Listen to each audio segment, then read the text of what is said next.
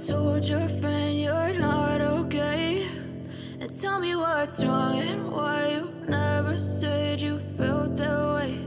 And guess you're trying to stay strong and fake a smile until Salut les amis, j'espère que vous allez bien et regardez, on se retrouve aujourd'hui pour l'essai de la Toyota GR86. Et la Toyota GR86, c'est quoi? Eh bien c'est le nouveau petit coupé de Toyota, il remplace dans la gamme la GT86 qui était conçue en partenariat avec Subaru. Celle-ci est également toujours conçue en partenariat avec Subaru, mais en Europe on n'aura plus désormais que la version badgée Toyota. Alors on va pas s'en plaindre parce qu'on est déjà très content que Toyota continue à nous proposer des petits modèles sportifs comme celui-ci, quand beaucoup de marques ont désormais renoncé à les proposer faute de normes, en tout cas pour répondre aux nouvelles normes toujours plus restrictives en matière d'émissions de CO2. Globalement, vous le voyez, les proportions restent assez similaires à celles de la GT86, c'est-à-dire qu'on a ce long capot à l'avant avec un capot qui a un double bosselage assez marqué, qui apporte beaucoup de personnalité lorsqu'on voit la voiture de face notamment.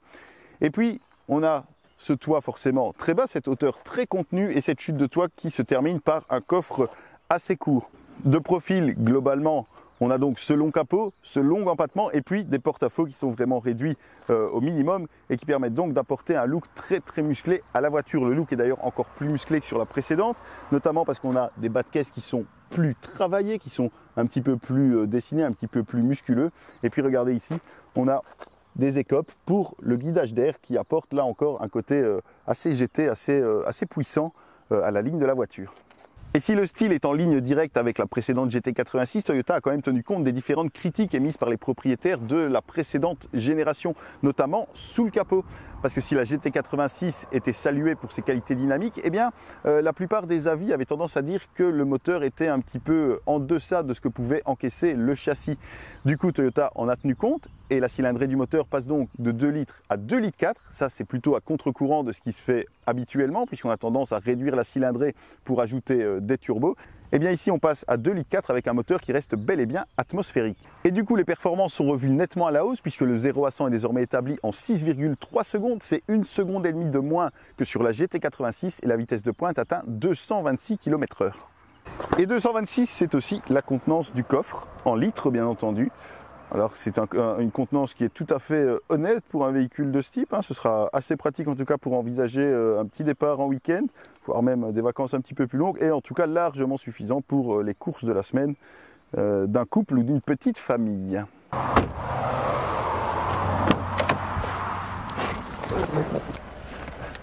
L'habitacle n'est clairement pas le point fort de cette GR86. On sent clairement que c'est pas là que Toyota a mis le plus d'argent. On a quelque chose qui est finalement très basique, presque très classique dans sa présentation. Et on aurait aimé avoir un petit peu plus de touches d'exclusivité à bord, notamment peut-être des inserts colorés, des inserts rouges notamment, puisqu'on sait sur la chaîne que rouge, eh bien c'est sport. Parce que là, vraiment, tout est gris, tout est noir. On a des plastiques durs sur la plupart des habillages. Mais on a tout de même quelques touches un petit peu plus qualitatives, notamment l'Alcantara ici sur la casquette d'instrumentation, sur les portières également, là où je pose le coude, donc ça c'est plutôt agréable. Et puis on a un très beau volant gainé de cuir qui tombe parfaitement en main, qui a une jante suffisamment épaisse et qui est vraiment parfait pour la conduite de la voiture. Au niveau de l'instrumentation, on a une instrumentation numérique mais qui est affichée voilà, en monochrome. Donc c'est pas du tout des écrans qui sont personnalisables, etc. On pourra tout simplement faire varier l'affichage des informations qu'on souhaite voir affichées, donc les informations de l'ordinateur de bord d'un côté. On pourra également afficher les forces gravitationnelles et quelques infos comme un timer pour les performances. On aura le multimédia, on aura les infos du véhicule, mais globalement, voilà, ça reste assez basique. Par contre, c'est très lisible, quelles que soient les conditions d'ensoleillement notamment. Bien, ça reste parfaitement lisible tout le temps. Ça, c'est plutôt le bon point. Il n'y a que lorsqu'on active le mode track, donc avec des activations de l'ESP, que l'affichage change un petit peu. Donc on a le contour en grand, on a les timers sur le côté ici, donc pour comparer les temps autour. Mais globalement, voilà, ce sera un peu les seules options de personnalisation de cet affichage. Au centre, on a ce système multimédia qui est malheureusement piloté par un écran qui n'est pas vraiment le plus beau du marché, loin de là, puisque vous voyez que la luminosité est loin d'être exceptionnelle. Alors, on a des commandes qui sont heureusement plutôt ergonomiques, ils se montrent plutôt réactifs, mais vraiment la présentation fait un petit peu dater. Et puis surtout, il n'y a pas de GPS intégré, donc on sera obligé de passer par une application, donc de connecter soit un téléphone Apple CarPlay, soit Android Auto pour disposer de la navigation à bord. Et puis si on descend juste en dessous, eh bien on a les différentes commandes de climatisation, mais là encore vous voyez que même si la présentation est plutôt flatteuse au niveau des commandes, qui sont de jolies commandes rotatives, eh bien l'affichage est de nouveau un petit peu simpliste avec ces couleurs rouges qui sont un petit peu datées. Par contre, on est très bien assis à bord. On a ces jolis sièges baquets qui maintiennent parfaitement le corps et puis on a suffisamment d'espace au niveau des jambes et des coudes. On a une position de conduite qui est très sportive, on est assis très bas, on peut régler le volant dans toutes les directions et donc on trouve vraiment une position de conduite qui sera parfaitement adaptée à toutes les physionomies. En revanche, si on a bien deux places à l'arrière, eh bien elles sont tout à fait anecdotiques et même carrément inutilisables par le commun des mortels. Parce que pour peu qu'on ait une personne d'1,80 m à l'avant, eh bien on ne disposera d'aucun espace pour caser ses jambes à l'arrière. Et donc ces places ne pourront être utilisées à la limite que pour un enfant dans son siège auto, par un chien ou peut-être pour mettre des sacs de course. Mais on pourra vraiment pas envisager cette voiture pour 4 personnes. Mais ça n'est évidemment pas pour ça qu'on achète une Toyota GR86, c'est bien pour son tempérament, pour son dynamisme routier et principalement sur notre version d'essai dotée d'une boîte de vitesse manuelle. Parce que la GR86 est proposée avec une boîte manuelle ou une boîte automatique, mais cette dernière n'a absolument aucun intérêt tant cette boîte manuelle s'accorde parfaitement au tempérament sportif de la voiture et se montre agréable à manier. Et ça, c'est ce qu'on va voir tout de suite sur la route. Yeah, I'm about to fade away, 'cause every time I wake up I feel like it's Monday. Something's going wrong with all the chemicals up in my brain. All of a sudden I don't look at anything the same way. Gotta build up of my thoughts sitting in an ashtray. I'm sorry that I'm so inconvenient, okay. Just let me be me and I'll stay out of your way. I can see the way you look at me, I'm such a disgrace. I never really asked to be brought into this place. You wanna Dès qu'on s'installe derrière le volant de cette GR86, on sent vraiment toute sa sportivité latente. Il y a déjà cette position de conduite qui est vraiment parfaite. Le volant tombe parfaitement en main, on est très bien installé, on est très bien maintenu. Donc ça participe déjà à vraiment inviter à la conduite. Et puis alors dès qu'on démarre, dès qu'on passe la première vitesse, eh bien, on sent tout le caractère purement mécanique de la voiture, puisqu'elle n'a aucune sorte d'assistance que ce soit. Donc elle n'a pas de moteur turbo, donc c'est un moteur atmosphérique. Elle n'a pas d'hybridation d'aucune sorte, donc ni hybridation normale, ni même d'hybridation légère, que ce soit en 48 ou en 12 volts.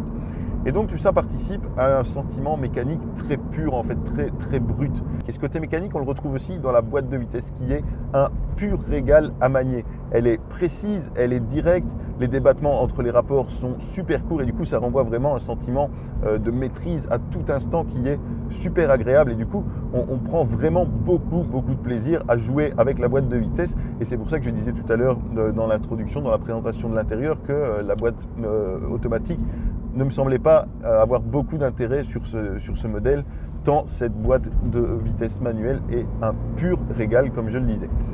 Et puis surtout, l'agilité est vraiment assez impressionnante.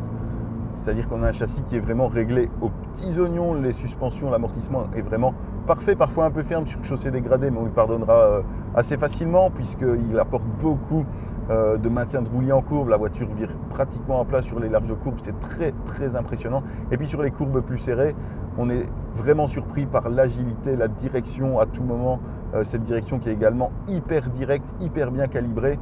Et c'est un pur régal à chaque instant qu'on passe derrière le volant, vraiment. C'est assez dingue. La voiture affiche aussi beaucoup d'équilibre. Donc on pourra vraiment beaucoup s'amuser. Elle est hyper facile aussi à conduire, à rattraper, à prendre en main. Ça veut dire que celui qui voudra s'amuser eh bien, pourra désactiver l'ESP. Et à ce moment-là, pourra facilement faire glisser le train arrière, faire un peu de drift et récupérer la voiture. Franchement, elle a un équilibre qui est pas loin de la perfection à nouveau. C'est vraiment l'une des meilleures voitures à conduire que j'ai pu essayer. C'est vraiment un pur bonheur à chaque instant. Et surtout, eh bien, ce réglage châssis parfait est fait de série, de base, c'est-à-dire qu'il n'y a pas une dizaine, une vingtaine de réglages pour calibrer la direction, la boîte de vitesse, l'échappement, tout ce qu'on veut. Non, ici, tout est fait comme ça de base. Et très franchement, c'est très bien ainsi parce que tous les réglages sont vraiment calibrés avec une finesse assez incroyable, avec beaucoup de justesse. Et on prend un plaisir dingue et un plaisir brut avec cette voiture sans avoir à se soucier donc d'avoir à multiplier les réglages via l'écran, etc. On a quand même deux tout petits bémols qu'on pourrait signaler. Le premier, c'est la sonorité du moteur et de l'échappement qui est un petit peu quelconque. Ça sonne globalement bien quand ça monte en régime, mais voilà, on aurait aimé que ça donne un petit peu plus de voix. Et puis le deuxième point, c'est la consommation qui est quand même un petit peu élevée, puisque Toyota annonce de 8,7 litres en WLTP, mais puisque la voiture invite vraiment à pousser, à conduire de manière sportive, on est forcément un petit peu au-dessus. Et donc ici, lors de mon essai, je suis à 9,6 litres au 100 km. Alors voilà, c'est pas dramatique, mais franchement pour une voiture de ce gabarit, je m'attendais quand même à un petit peu moins. Mais maintenant, vu le bonheur qu'elle procure à chaque instant passé derrière le volant, on lui pardonnera sa légère gourmandise.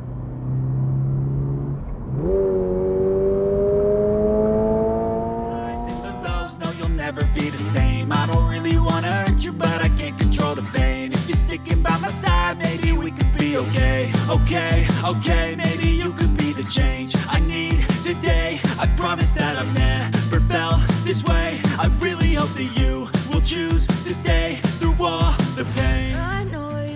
Eh bien, nous voilà arrivés au terme de notre essai. Et ce qu'on va retenir de cette GT86, c'est qu'elle est l'une des plus formidables machines à rouler qu'on puisse trouver actuellement sur le marché. Et elle prouve qu'il n'est pas nécessaire d'avoir gagné à l'euro-million pour pouvoir s'offrir une vraie voiture plaisir, puisqu'elle est facturée seulement 34 600 €. Donc à ce prix-là, c'est vraiment l'un des maîtres achats dans la catégorie des sportifs et même tout simplement l'un des maîtres achats du marché. Alors bien sûr, à 34 600 €, il y aura peut-être quelques options qui sera possible d'ajouter, mais c'est loin d'être indispensable sur cette voiture qui est vraiment une pure machine à conduire. Et donc si vous voulez vous faire plaisir une dernière fois avant d'être forcé de passer à l'électrification, eh bien cette Toyota GR86 est probablement la voiture qu'il vous faut. Merci à tous d'avoir regardé cette vidéo, n'hésitez pas à liker, à commenter, à partager comme d'habitude. Dites-nous ce que vous pensez de cette Toyota GR86 et posez-nous vos questions ci-dessous et je tâcherai d'y répondre le mieux possible. Et puis sinon on se retrouve la semaine prochaine pour une nouvelle vidéo. Salut!